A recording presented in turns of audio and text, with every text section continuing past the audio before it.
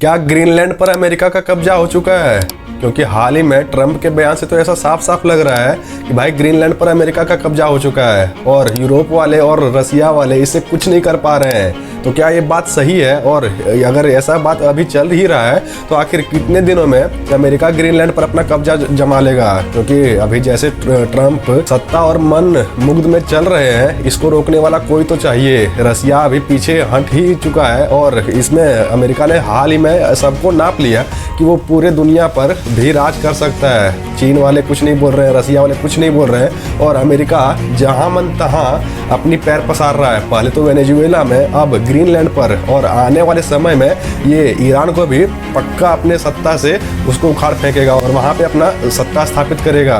तो भाई जो देश डेमोक्रेसी को लेकर सबको बयान देता था कि भाई डेमोक्रेसी होना चाहिए और तुम्हारे देश में डेमोक्रेसी नहीं है, तुम्हारे देश में डेमोक्रेसी नहीं है, ये सबको चिल्लाते फुरता था, अब ये खुद दूसरे देश की संप्रभुता को लांग करके वहां का राष्ट्रपति बन चुका है। जी हाँ, हाल ही में जो वेनेजुएला पे ट्रंप ने जो आक्रमण करवाया था, वहां का कार्यकारी राष्ट्रपति बन गया है। आप सोच सकते हो, किसी भी संप्रभु देश को लेकर दूसरे देश पहले तो उस पर आक्रमण करता है, वहां के राष्ट्रपति को जो कि इलेक्टेड था, वहां के राष्ट्रपति को हटा के अपने देश में ले जाके उसको कटघरे में खड़ा करके और दूसरे देश पे जहाँ पे उसने हमला किया था वहाँ का खुद कार्यकारी राष्ट्रपति बन गया है। तो भाई इसमें दुनिया देख क्या रही है? क्या कुछ दुनिया इसमें प्लान भी कर रही है? यूरोपीय यूनियन वाले क्या कुछ अमेरिका को कर पाएंगे? डेनमार्क ने तो साफ साफ कह दिया है कि भाई हम लोग ऐसे हार नहीं मानने वाले हैं। तो क्या वो अमेरिका के सामने टिक भी पाएंगे? क्योंकि ग्रीनलैंड तो डेनमार्क का ही है। आज इस पे डिटेल में चर्चा करते हैं। चलिए वीडियो शुरू करते हैं। पहले बात कर लेते हैं कि इसमें मुद्दा कहाँ से उठा है। तो पहले तो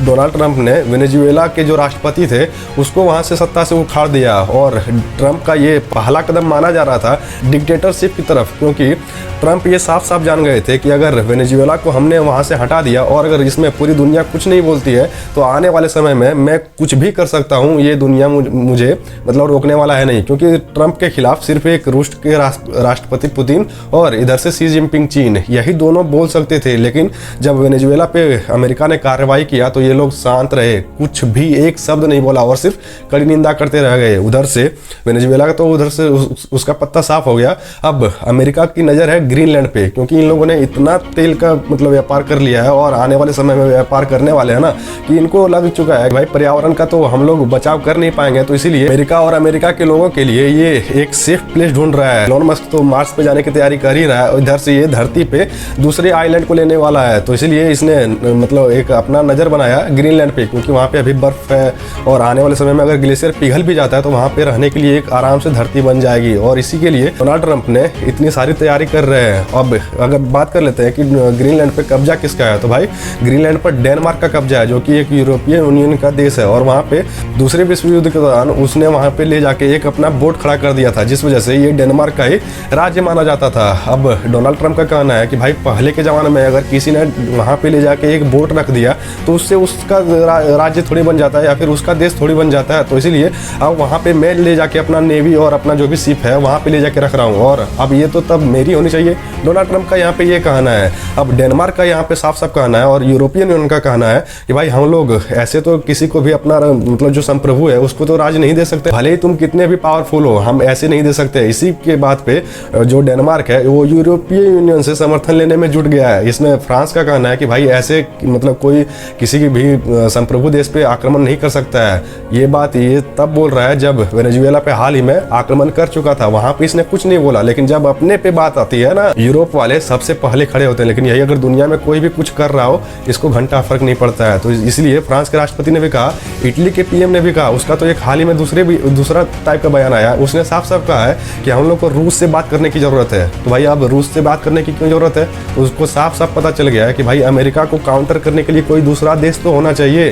पहले हम लोग अमेरिका के पीछे मतलब पूरी तरह से पागल हो चुके थे और अमेरिका अब हमको लात मार रहा है। तो इसीलिए इटली की पीएम जॉर्जिया मेलोनी का कहना है कि हम लोग को अमेरिका का काउंटर करने के लिए रसिया से बात करनी चाहिए। यूक्रेन के चक्कर में हम लोगों ने रसिया का साथ छोड़ के बहुत ही बड़ी गलती की है, मेलोनी का तो यहाँ तक का कहना है। तो भाई डेनमार्क ने साफ साफ यूएस के इस अपील को रिजेक्ट कर दिया है और उसने साफ साफ कहा है कि भाई ग्रीनलैंड जो है वो ग्रीनलैंड्स का है और इसे कोई भी नहीं छीन सकता है। लेकिन अब सबसे बड़ा सवाल ये बनता है कि क्या ग्रीनलैंड अमेरिका के सामने टिक भी पाएगा, या फिर पूरा जो यूरोप आ जाता है अगर एक सामने, तो क्या वो अमेरिका के सामने टिक पाएगा? तो इसका सीधा साधा जवाब है भाई, अगर डोनाल्ड ट्रंप चाह ले और अगर अमेरिका चाह ले तो यूरोपीय यूनियन पूरा मिला के, यूरोप पूरा मिला के कुछ भी अमेरिका का नहीं उखाड़ सकता है, क्योंकि अमेरिका अभी इतना ज़्यादा पावरफुल है और वो जिस तरह से अभी सत्ता को लेके चल रहा है उसके सामने कोई भी आ जाता है, उससे फर्क नहीं पड़ता है। वो ग्रीनलैंड को अगर कब्जाना चाहे तो कब्जा सकता है और एक कदम तो अमेरिका इसमें आगे भी बढ़ चुका है। उसने अपनी सैन्य कार्रवाई करने का आदेश भी दे दिया है। अगर उसने साफ साफ कहा है कि अगर इसे हम आसानी से नहीं ले सकते हैं तो इसे कठिन से कठिन प्रक्रिया करके भी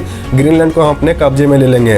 अब इसमें एक मुद्दा ये भी आता है कि क्या इसमें तीसरा विश्व युद्ध होने वाला है, क्योंकि अगर अमेरिका यूरोप के खिलाफ चल जाता है और अगर यूरोप वाले भी इसमें पीछे हटने को राजी नहीं होते हैं तो हो सकता है कि तीसरा विश्व युद्ध हो। मेरा मानना यहाँ पे ये है कि इसमें तीसरा विश्व युद्ध होने का कोई संभावना नहीं है। अमेरिका जो चाह लेगा वो करना ही है उसको, चाहे कोई भी कितना भी मांग ले। अब यूरोपीय यूनियन को लगा है कि भाई एक झटका कैसे महसूस होता है, क्योंकि उन्होंने पूरे साल भर में सबको दुख दिया, तो इसीलिए अब इन पे कर्मा रिटर्न्स हो रहा है। अब अगर डोनाल्ड ट्रंप ग्रीनलैंड को कब्जा कर लेते हैं तो उसका सीधा साधा उसके बाद सामना होगा ईरान से, क्योंकि ईरान अगर अपने जो वहाँ पे प्रोटेस्टर्स हो रहे हैं अगर उस पर कोई भी मतलब कार्रवाई करता है तो अमेरिका सीधा ईरान पे सैन्य कार्रवाई करेगा। और इसमें साफ साफ देख भी रहा था कि ईरान ने प्रोटेस्टर्स पे गोली चला दी थी, जिस वजह से अमेरिका अब सूत्रों के हवाले से ये खबर आ रहा है कि सैन्य कार्रवाई करने में जुट गया है। अब वो किसी भी दिन अमेरिका ईरान में सत्ता परिवर्तन कर सकता है और खैमनेई को वहाँ से हटा सकता है। तो भाई आज तक का ये न्यूज़ था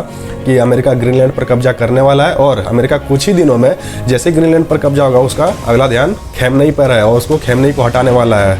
तो भाई ये था अमेरिका का मतलब राज, ये डिक्टेटरशिप है। पूरी दुनिया में जहाँ डेमोक्रेसी की सब चर्चा कर रहे हैं वही एक सनकी राष्ट्रपति सीधा सीधा डिक्टेटरशिप पूरी दुनिया पे चला रहा है और ऐसा कर भी रहा है। क्या भारत को इससे कुछ प्रभाव पड़ता है? तो भाई भारत ने साफ साफ अभी ट्रेड डील करने वाला है, तो इसलिए भारत का ध्यान तो अभी यूएस ट्रेड डील पे है और भारत में पढ़ना भी नहीं चाहता, वो नॉन अलाइन गुट में है। तो इसलिए अभी ये था भारत का स्टैंड, वो साफ साफ कर दिया कि हम लोग इसमें कुछ नहीं पढ़ने वाले हैं। तो भाई ये था आज तक का न्यूज़। बाकी और अपडेट्स के लिए वीडियो को लाइक करके चैनल को सब्सक्राइब भी कर लीजिए। मिलते हैं एक और नए इंटरेस्टिंग अपडेट्स के साथ, तब तक के लिए जय हिंद।